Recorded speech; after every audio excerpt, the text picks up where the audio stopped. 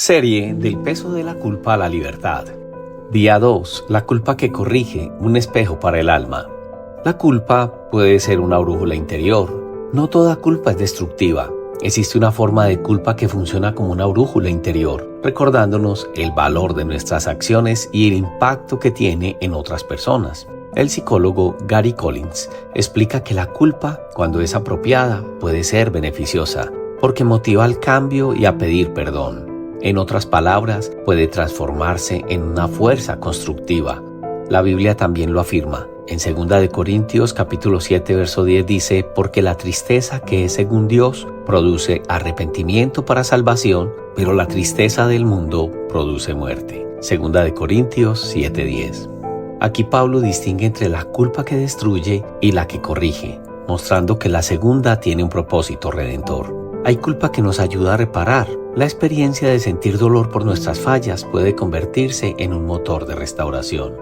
Kentin Haider, psiquiatra cristiano, señala que en la culpa hay un componente de arrepentimiento y cuando lo reconocemos nos abre la puerta para reconciliación con Dios y con los demás.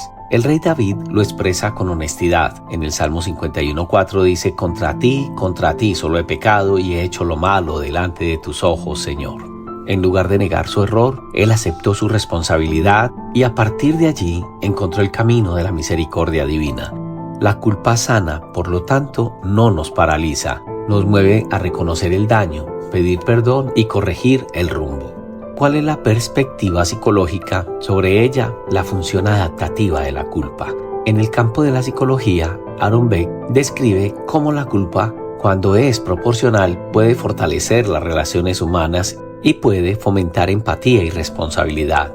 Ella puede ser un recordatorio interno de que nuestras decisiones tienen consecuencias.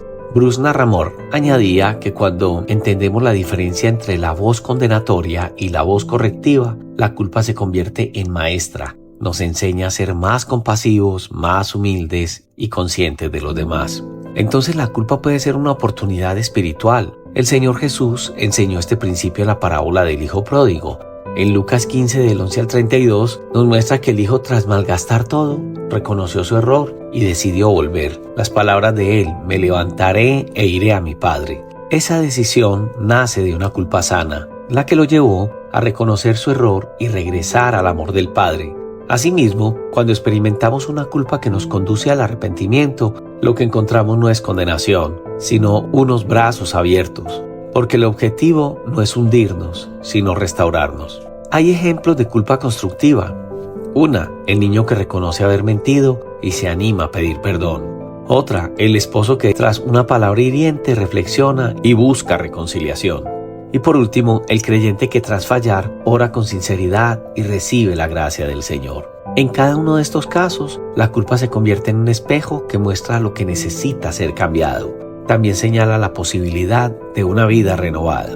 Es necesario advertir que esta culpa sana se puede convertir en destructiva cuando se deforma en perfeccionismo. Collins advierte que cuando las normas familiares o religiosas son rígidas e inalcanzables, la culpa deja de ser correctiva y se transforma en un peso. Por eso necesitamos volver siempre a lo que Dios realmente espera de nosotros. Porque Él conoce nuestra condición y se acuerda de que somos polvo, nos lo dice el Salmo 103:14. Al concluir, quiero decirte que la culpa puede ser enemiga o aliada. Cuando nos condena sin salida, nos destruye. Pero cuando nos invita a reflexionar y cambiar, se convierte en un espejo del alma, que nos acerca al perdón de Dios y a la reconciliación con los demás. La clave está en dejar que sea el Espíritu de Dios quien nos guíe y no la voz del perfeccionismo y la autocrítica desmedida. Señor, gracias porque aún nuestros errores pueden ser una oportunidad de aprender y crecer. Ayúdanos a distinguir la culpa que nos condena de la que nos corrige. Que tu Espíritu nos guíe siempre al arrepentimiento y a la gracia que nos restaura. Amén.